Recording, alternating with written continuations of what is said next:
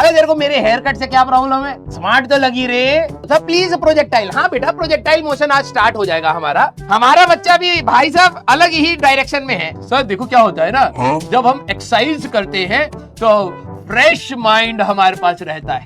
मैंने कहा अच्छा, तो सर हमें देखो पूरी दुनिया तो नॉर्मल तरीके से पढ़ रही है सर, तो हमें क्या है ना, हमें थोड़ा अलग तरीके से करना है तभी तो रैंक आएगा, कुछ रंग बिरंगा करेंगे तभी रैंक आएगा। मैंने कहा तो सर हमने अपने लिए एक आसन बनाया है। मैंने कहा ये कौन सा आसन है? तब पड़यासन। मैंने कहा है?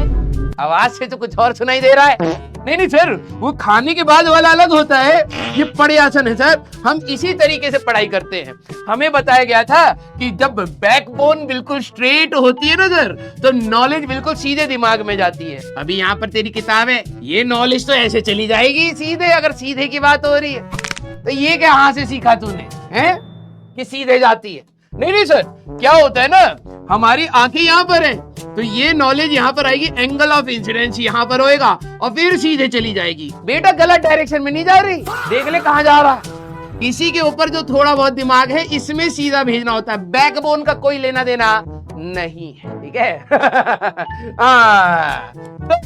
हाँ सर ये बात तो सही है। तो सर अब रिबन कैसे काटे? सर हम तो बिल्कुल पड़यासन में बैठे हैं। बैठे हो सर, यही तो होता है पड़यासन। मैंने कहा अच्छा, तो अब कैसे काटे? रिबन तो काटना पड़ेगा ना जी। सर एक काम करते हैं, हमारी जो जुबान है ना कैंची के जैसे चलती है सर, कैंची के जैसे। तो हम अभी क्योंकि हम पड़यासन में बैठे हैं तो पड़यासन में हो नहीं पाएगा, तो कैंची के जैसे है, तो सर कैंची से इसको काट देंगे। मैंने कहा बहुत सही, आजा बेटा रिबन कटिंग हो गया। बैकबोन स्ट्रेट करके पढ़िए। पता नहीं ये कहाँ, ये देखो 80% रिवाइज करके आए गधे। तो पड़यासन में बैठ चुके हैं सारे बच्चे, एक बार थम्स अप करें फिर स्टार्ट करा जाए। ये पता नहीं क्यों बोलते हैं ना, स्कूल में भी बोलते हैं कीप योर बैक स्ट्रेट। अरे बैक स्ट्रेट से पढ़ाई का क्या लेना देना? पता नहीं क्या है कि भाई बैक स्ट्रेट रखोगे तो नॉलेज दिमाग में जाएगी। हैं आंखों से दिमाग में नहीं जाता है, आंखों से शरीर में जाता है। फिर भाई साहब पिचकारी है बिल्कुल, जैसे बाल्टी में हम लोग होली के टाइम पे नहीं करते थे, भाई साहब पिचकारी लेते थे, फिर इसको खींचते थे, भाई साहब पानी बिल्कुल सटाक से अंदर जाता था। ऐसा तो नहीं हो रहा ना सर हमारी शरीर में भाई साहब, जो ये रिबकेज नहीं क्या कहते हैं इसको, बैकबोन। हाँ बैकबोन इंफॉर्मेशन बिल्कुल सटाक से दिमाग में भेजती हो। कोई लॉजिक नहीं है, फालतू की बातें बोल बोल के बच्चे को डिप्रेशन में डाल रहे। बच्चे सोचते हैं कि यार मेरी बैक स्ट्रेट नहीं थी ना, इसीलिए मुझे समझ नहीं आया होगा। इससे क्या लेना देना? और वैसे भी बैक स्ट्रेट हो ही नहीं सकती। हमारी बैक भाई साहब जो हड्डियां होती है वो ऐसे होती हैं, ये पीठ वाली जो भी होती है, रीढ़ की हड्डी जो भी बोल दे वो ऐसे होती है, यहाँ दिमाग होता है। ये स्ट्रेट करोगे भाई साहब टूट टाट जाएगी। जबरदस्ती का इसको स्ट्रेट करने में लगे पड़े। अरे पढ़ाई करो यार। तो सारे बच्चे पड़यासन में बैठे हैं। हाँ बिल्कुल, स्पाइनल कॉर्ड कहते हैं। अच्छा चलिए ठीक है भाई, होगा कुछ इसका नाम।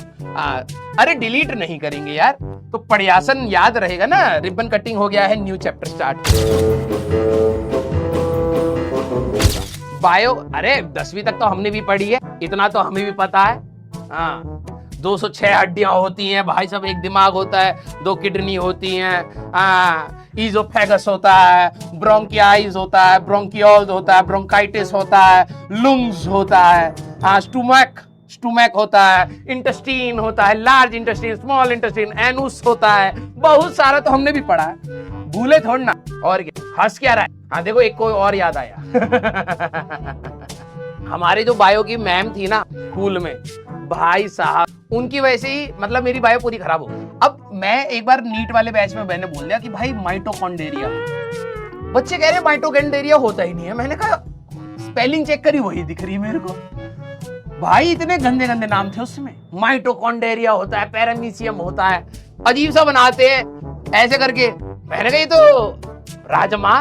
कह रहे राजमा बेटा मारू तेरे को, पैरामीशियम यहाँ पर बैठा हूं मोइबा, और माइटोकॉन्ड्रिया ये power house of the cell होता है। मैंने कहा वेरी गुड।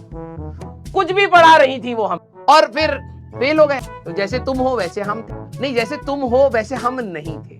हमने अपने अंदर ही सोचा कि यार मैं बायो नहीं कर पा रहा हूँ, टीचर तो बहुत अच्छा। फिर बाद में पता लगा टीचर को ही स्कूल से निकाल दिया क्योंकि वो बायो की टीचर नहीं थी, वो केमिस्ट्री की टीचर थी। उनको खाली वैकेंसी था, उनको पढ़वा दिया गया। ये बताना ही तो है बच्चों को।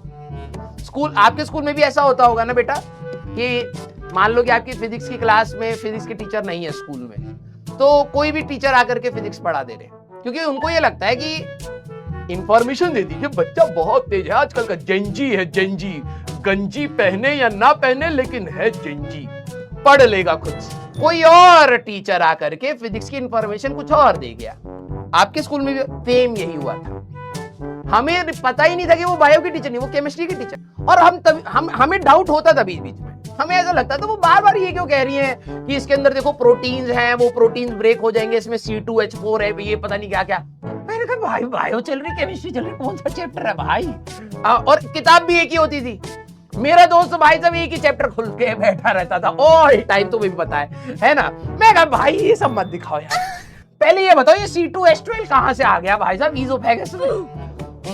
मैम को बायो आता नहीं था, मैम केमिस्ट्री पढ़ा रही है कि food breaks down into the mouth. मैंने कहा है तो टीथ चबाता है, कह रही नहीं, it breaks down the digestion start in the mouth.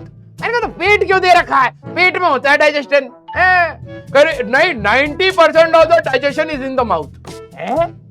Buccal cavity, buccal, मैं समझू भूखल भूखल कैविटी। मैंने कहा ये बैठा है, ये दिन भर भूखा ही रहता है, सबका लंच खा रहा।